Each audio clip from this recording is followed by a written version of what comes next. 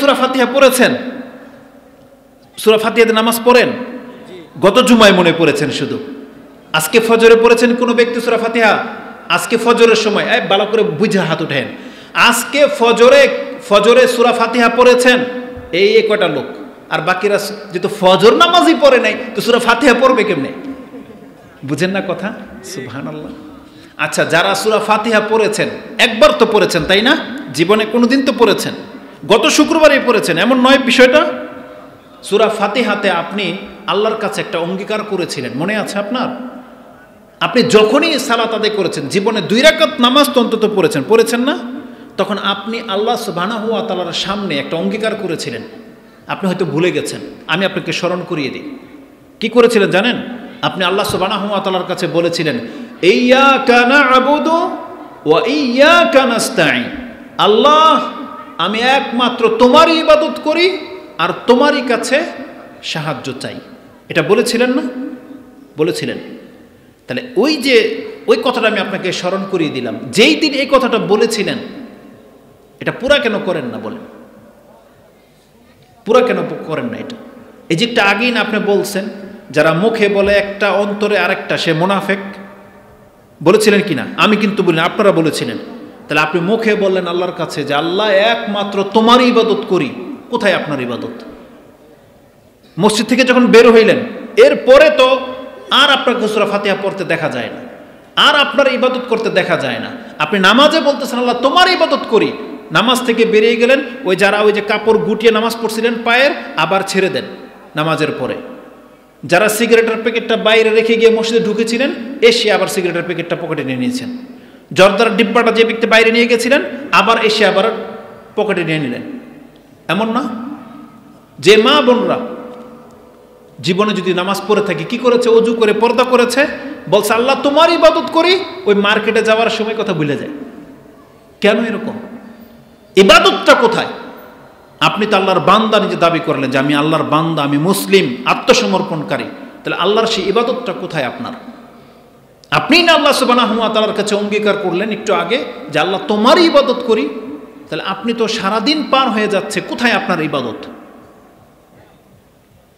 তো এইভাবে যখন আপনার যখন ফিল হয় না, অনুভব হয় না, তা এটার রেজাল্টটা কি হবে? এই অবস্থায় যদি আমরা মরে যাই তাহলে আমাদের কি হবে? এটা কি একবার ভাবছেন? কি হবে? আল্লাহ সুবহানাহু ওয়া তাআলা রাসূলুল্লাহ সাল্লাল্লাহু আলাইহি ওয়াসাল্লামকে বলছেন, ওয়াবুদু রাব্বাকা হাত্তা ইয়াতিয়াকাল ইয়াকিন। সূরা হিজর 15 নম্বর সূরার একেবারে শেষ আয়াত, 99 নম্বর আয়াতে গিয়ে পেয়ে যাবেন আল্লাহ রাসূলুল্লাহ সাল্লাল্লাহু আলাইহি ওয়াসাল্লামকে বলছেন, ওয়াবুদু রাব্বাকা হাত্তা ইয়াতিয়াকাল ইয়াকিন। হে নবী, আপনার কাছে মৃত্যু উপস্থিত হওয়া পর্যন্ত, যতক্ষণ পর্যন্ত আপনি মরে না যাচ্ছেন, প্রাণ আছে দেহে, ওয়াবুদ রাব্বাক, আপনাকে আপনার রবের ইবাদত করতে হবে। মানে মৃত্যু পর্যন্ত আপনাকে আপনার রবের ইবাদত করতে হবে। এটা আল্লাহর পক্ষ থেকে চূড়ান্ত ফয়সালা। আর রাসূলুল্লাহ সাল্লাল্লাহু আলাইহি ওয়াসাল্লাম কি এটা বাস্তবায়ন করেছিলেন নাকি আমাদের মতো মুসলমান ছিলেন? বলেন।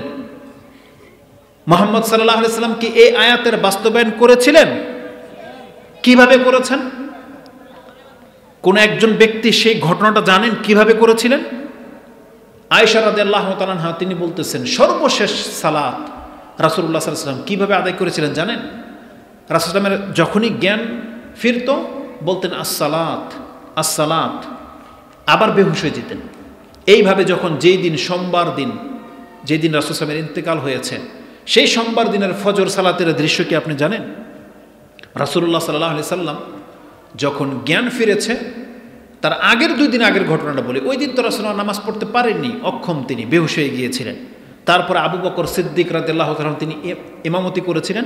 ওটাই ছিল প্রথম ইমামতির আবু বকর সিদ্দিক রাদিয়াল্লাহু তাআলা।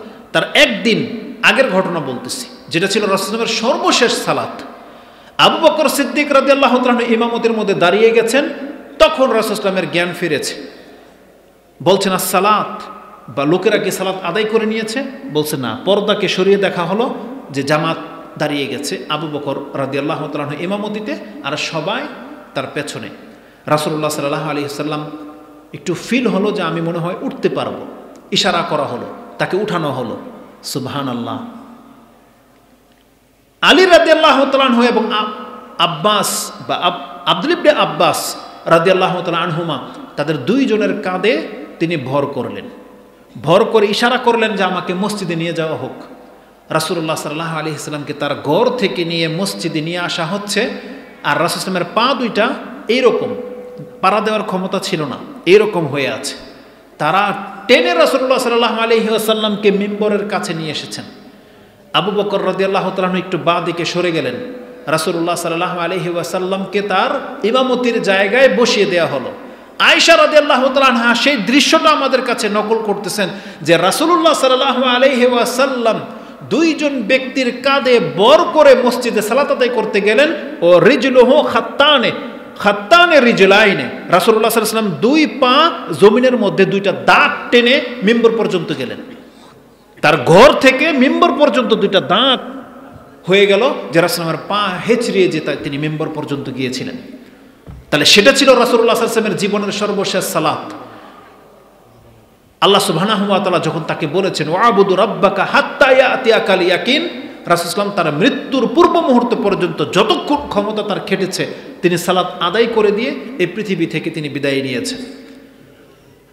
রাসূলুল্লাহ সাল্লাল্লাহু আলাইহি ওয়াসাল্লামকে আল্লাহর পক্ষ থেকে মেসেজ দেওয়া হয়নি যে মুহাম্মদ এই 3 দিন আপনি যে অসুস্থ, মাথা তুলতে পারতেছেন না, ঠিক আছে আপনার নামাজ মাফ, এমন কোনো ওহী নাজিল হয়েছিল? ওহী নাজিল হয়নি। আর আপনি আমি সুস্থ, খেতা কম্বল দিয়ে ঘুমিয়ে থাকি, সুস্থ, আর আপনার নবী অসুস্থ, নামাজ ছাড়তেছেন না, অসুস্থ, মাথা ব্যথা, মাথা উঠাতে পারছেন না, আর আমি আর আপনি সুস্থ।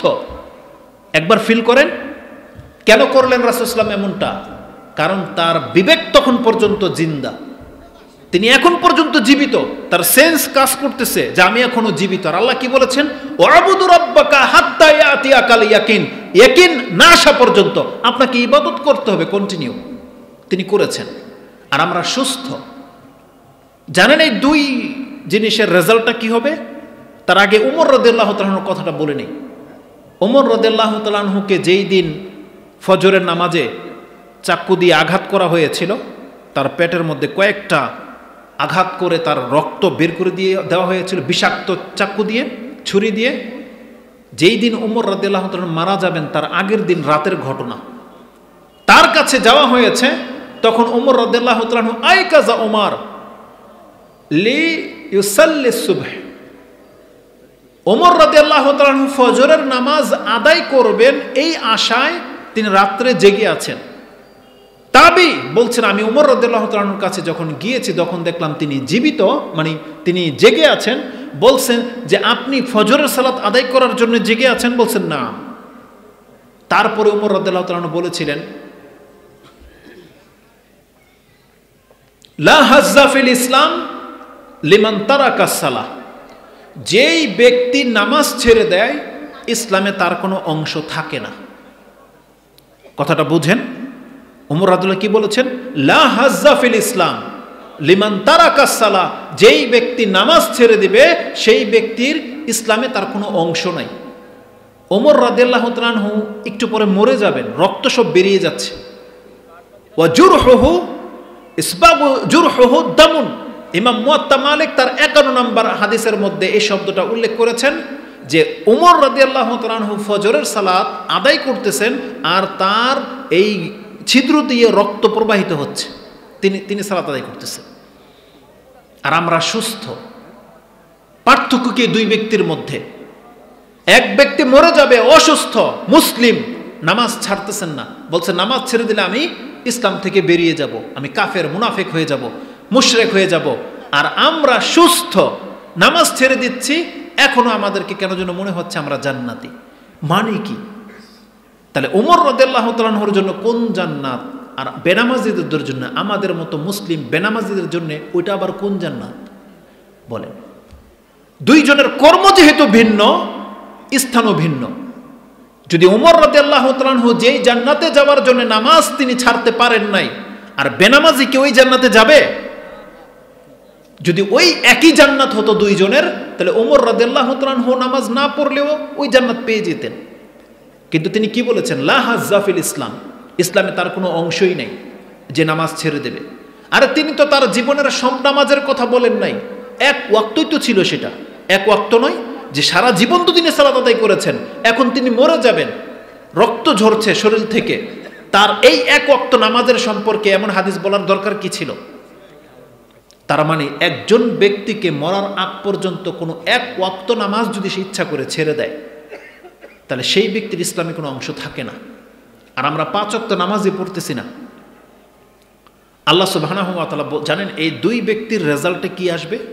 আল্লাহ সুবহানাহু ওয়া তাআলা সূরা হাশর 59 নম্বর সূরার 20 নম্বর আয়াত আল্লাহ বলেছেন, লা ইয়াস্তাওয়ি আসহাবুন নারি ওয়া আসহাবুল জান্নাহ, আসহাবুল জান্নাতি হুমুল ফাইজুন। জেনে নাও জাহান্নামী আর জান্নাতি কোনোদিন সমান হয় না। লা ইয়াস্তাওয়ি আসহাবুন নারি ওয়া আসহাবুল জান্নাহ, জাহান্নামী আর জান্নাতি কোনোদিন সমান হতে পারে না। এটা তাদের চেহারাকে বোঝানো হয় নাই, বরং তাদের কর্মকে বোঝানো হয়েছে, তাদের মান মর্যাদা বোঝানো হয়েছে যে জাহান্নামী আর জান্নাতীদের কর্ম কোনোদিন সমান হবে না, আর জান্নাতি আর জাহান্নামীদের মর্যাদাও কোনোদিন সমান হবে না। আল্লাহ সুবহানাহু ওয়া তাআলা কিয়ামতের মাঠে এই যে দুই ব্যক্তিকে, যারা জীবনের শেষ মুহূর্ত পর্যন্ত ইবাদত করেছে আর যারা সুস্থ কিন্তু ইবাদত করে না, জানেন এই দুই ব্যক্তির মাঝে ফয়সালাটা কিভাবে হবে?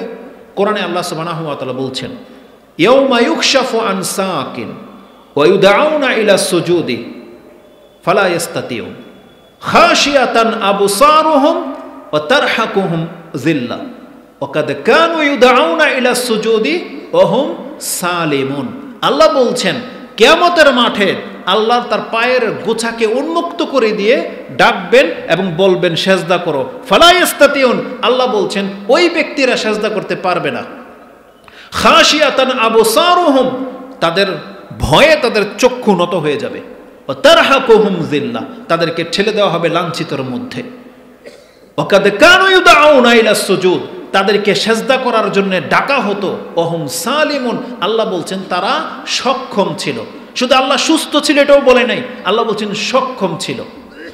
আপনি সুস্থ ছিলেন, সক্ষম ছিলেন, সামর্থ্যবান ছিলেন, তারপর আপনি সালাত আদায় করেন নাই। আপনাকে বলা হয়েছিল হাইয়া আলাস সালাহ, আসো তুমি নামাজের দিকে, হাইয়া আলাল ফালাহ, এটাই তোমার মুক্তি, কিন্তু আপনি আসেন নাই। আল্লাহ সুবহানাহু ওয়া তাআলার ডাকে আপনি সাড়া দেন নাই। কাল কিয়ামতের মাঠে ঈমানটা পরীক্ষা হবে এইভাবে। আল্লাহ বলবে ঠিক আছে, যেই ব্যক্তি আমার ইবাদত করতে আমাকে সেজদা করো। হাদিসের ভাষাটা এইভাবে এসেছে, আপনি বুখারীতে এবং মুসলিমের উভয় কিতাবে পেয়ে যাবেন। ইমাম বুখারী তার 97 নম্বর অধ্যায় কিতাবুত তাওহীদের মধ্যে উল্লেখ করেছেন, এবং ইমাম মুসলিম তার ইমানের অধ্যায় 83, 84 বা 70, 71, 73, 80, 81, 83 প্রত্যেকটা পর্বের মধ্যে হাদিসগুলো আছে। যে হাদিসটা আপনি 334 পেয়ে যাবেন, 343 মুসলিমের মধ্যে। তাতে কি আছে? বিচারের মাঠে যখন আল্লাহ সুবহানাহু ওয়া তাআলা কাফেরদেরকে জাহান্নামে ফেলে দিবেন, বিনা হিসাবে জাহান্নামে ফেলে দিবেন, বাকি থাকবে হাযিহিল উম্মাহ ওয়া ফিহা মুনাফিকুহা, এই উম্মত বাকি থাকবে আর তাদের মাঝে মুনাফিকরাও আল্লাহর সামনে থাকবে। ফায়াতিহিমুল্লাহু ফি গায়রি সূরাতিল্লাতী ইয়ারিফুনা, আল্লাহ একটা ভিন্ন চেহারা নিয়ে হাসরবাসীর কাছে আসবে এবং বলবে আনা রাব্বুকুম, কিন্তু মুমিনরা বলবে হাযা মাকানুনা, এটা আমাদের স্থান, এখান থেকে আমরা একটুও লড়ব না। আউযু বিল্লাহি মিনকা, আমরা আল্লাহর কাছে আশ্রয় চাচ্ছি আপনার থেকে, আপনি আমাদের প্রতিপালক নন। মুমিনরা বলবে এটা, কিন্তু মুনাফিকরা মনে করবে যে এটাই আল্লাহ, চলে যাবে গায়রুল্লাহর দিকে, ভিন্ন একটা আকৃতি নিয়ে আল্লাহ আসবে। শুধু বাকি থাকবে মুসলিমরা। এই মুসলিমদের মধ্যে আল্লাহকে কে প্রকৃত অর্থে মেনে নিয়েছিল, ইবাদত করেছিল, আল্লাহ এদেরকে এখন পরিচিত করবেন বা প্রকাশ করবেন। রাসূলুল্লাহ সাল্লাল্লাহু আলাইহি ওয়াসাল্লাম বলছেন, বলবে হাল তারিফুনা, তোমরা কি তোমাদের রবকে দেখলে চিনতে পারবে? আরেকটা বর্ণনা আসছে, হাল বাইনাকুম ওয়া বাইনাহু আয়াতুন তারিফুনাহু, তোমাদের মাঝে আর তোমাদের রবের মাঝে এমন কোনো নিদর্শন আছে যেটা দেখলে তোমরা চিনতে পারবে যে এটাই আমাদের প্রতিপালক আল্লাহ? মুমিনরা তখন বলবে নাম, হ্যাঁ আমরা চিনতে পারবো, আস-সাক। কারণ কোরআনে আল্লাহ বলেছেন ইয়ৌমা ইউকশাফু আন সাক, আল্লাহ বলেছেন কোরআনে যে কিয়ামতের মাঠে পায়ের গোছাকে উন্মুক্ত করা হবে। আল্লাহর পা দেখলে আমরা চিনতে পারবো, কারণ সাক পায়ের পিণ্ডুলিকেই বুঝায়। আল্লাহর পিণ্ডুলি কেমন এটা একমাত্র আল্লাহই ভালো জানে, কিন্তু কিয়ামতের মাঠে এটা আল্লাহ উন্মুক্ত করবেন। সাকিন, ইমাম বুখারী বলছেন ফায়ুকশাফু আন সাক, সেই দিন আল্লাহ পায়ের গোছাকে উন্মুক্ত করে দিবেন। ওয়ায়ুদাউনা ইলা সুজুদি মান কানা ইয়াসজুদু লিল্লাহি মিন তিলকাই নাফসি ইল্লা আযিনাল্লাহু লাহু বিসসুজুদ।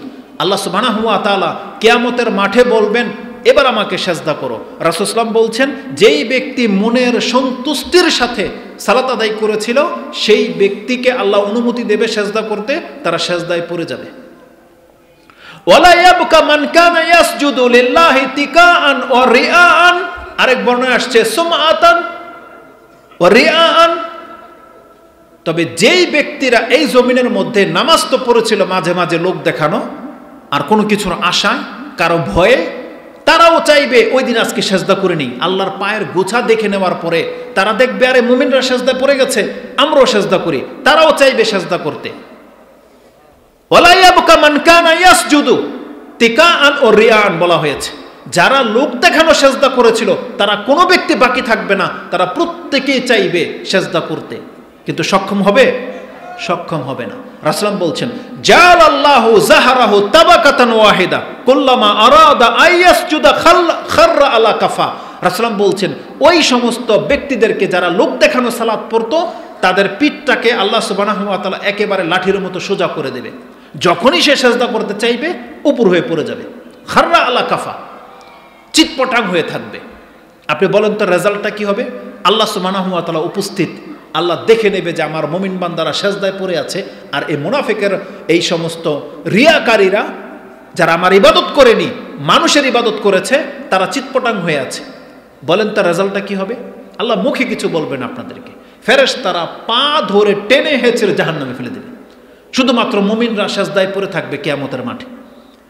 কিভাবে প্রমাণ হলো এটা? শুধুমাত্র একটা সেজদা। তার মানে ওই একটা সেজদা যেটা অস্বীকার করার কারণে ইবলিস কাফের হয়েছে, শয়তান হয়েছে, সেই একটা সেজদা দিয়ে আপনাকে আমাকে পরীক্ষা করা হবে। আল্লাহ বলবে মুসলিম হয়ে থাকলে সেজদা করে দেখাও। কারা করতে পারবে সেজদা? যারা এই জমিনে আল্লাহ সুবহানাহু ওয়া তাআলাকে সেজদা করেছিলেন। তাহলে প্রথম হিসাব এটা হবে ঈমানের হিসাব, যে তুমি আমাকে মানতা কি মানতা না, এটার প্রমাণ করা হবে সেজদা দিয়ে। তার মানে যেই ব্যক্তি বলবে লা ইলাহা ইল্লাল্লাহ, এটার প্রমাণ হলো তার 5 ওয়াক্ত সালাত। যারা 5 ওয়াক্ত সালাত ছেড়ে দিয়েছেন, আপনার কাছে কোনো প্রুফ নাই, এভিডেন্স নাই যে আপনি মুসলিম। আর এই কথাটা রাসূল সাল্লাল্লাহু আলাইহি ওয়াসাল্লাম বলেছেন, তারা একটা হাদিস দারাকুতিনের মধ্যে সে হাদিসটা আছে, দারিমিতের মধ্যে আছে। রাসূল সাল্লাল্লাহু কোনো একদিন 5 ওয়াক্ত সালাতের কথা আলোচনা করতে গিয়ে বলেন মান হাফাজা আলাইহা কানাত লাহু নূরুন ওয়া বুরহানুন ওয়া নাজাতুন ইয়াউমাল কিয়ামা।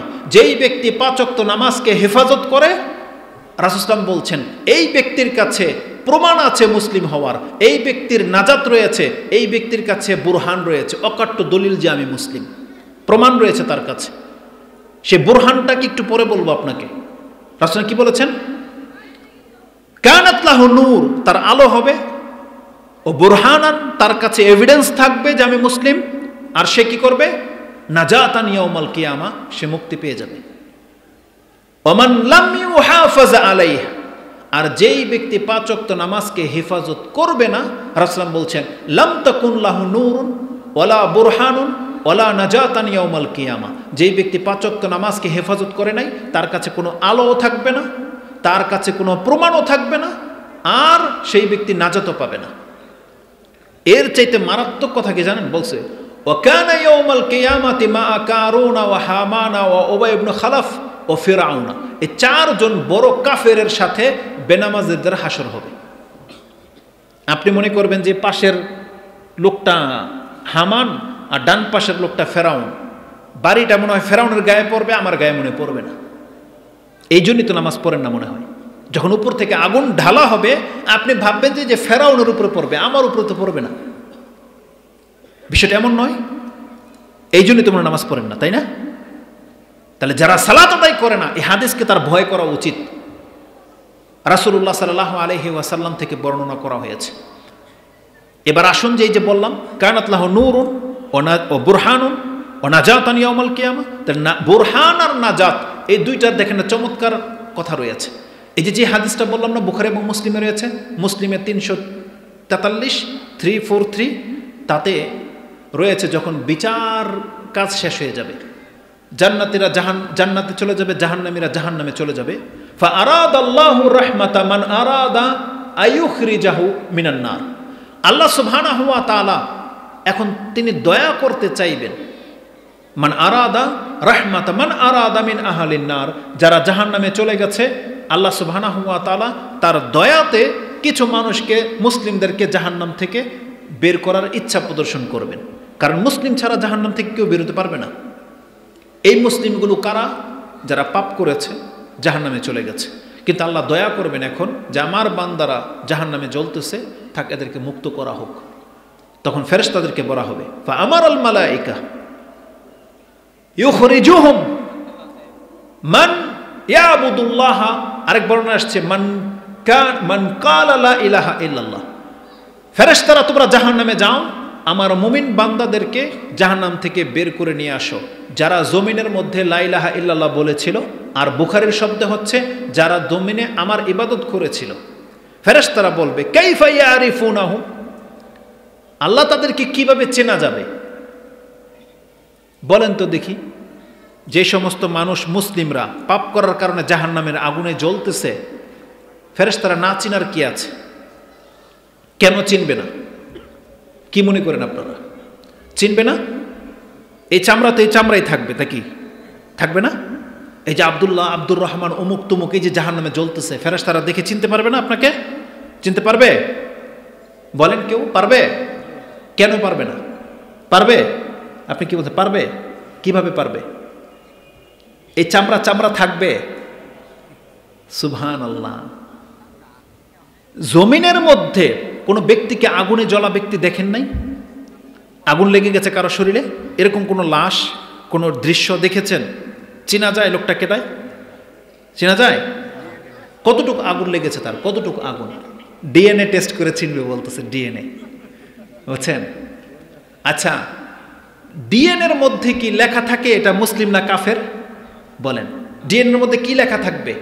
শুধু জেনারেশনটা লেখা থাকবে, এটা মানুষ, এটা পুরুষ না মহিলা, কত বছরের, তাই না? ডিএনএর মধ্যে লেখা থাকবে কার সন্তান এটা হইতে পারে। এটা মুসলিম না কাফের, ডিএনএর মধ্যে এটা লেখা থাকে। আল্লাহ তো পারমিশন দেবে যে জাহান্নাম থেকে আমার পাপী বান্দাদেরকে তুলে নিয়ে আসা হোক, ধরে নিলাম ডিএনএর মাধ্যমে চেক করবে। এখন ফেরেশতারা কি মুসলিমের ডিএনএ আর কাফেরের ডিএনএ কি পার্থক্য করতে পারবে? দেখবে এটা মানুষের ডিএনএ, কাফেরও তো মানুষ।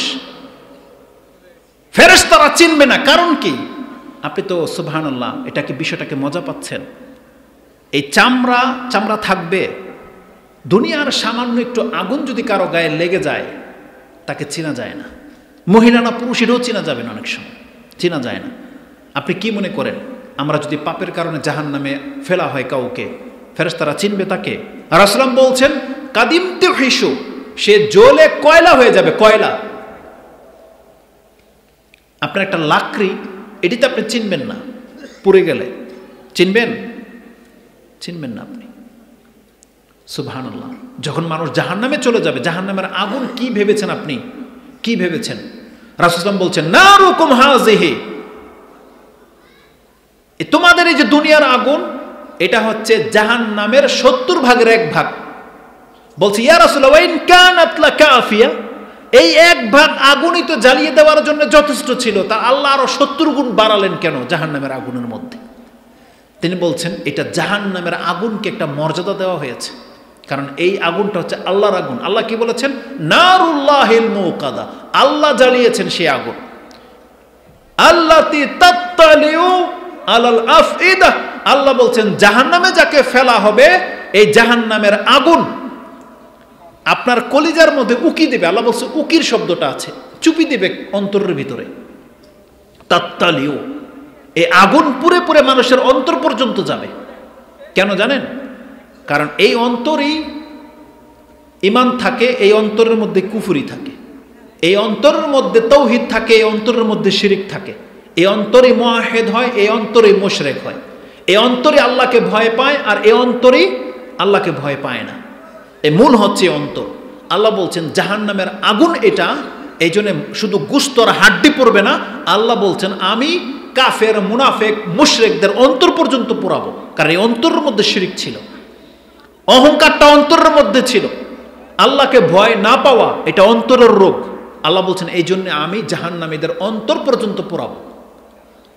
আর রাসূল সাল্লাল্লাহু আলাইহি ওয়াসাল্লাম বলছেন সেটা কয়লা হয়ে যাবে। কি করে চিনবে?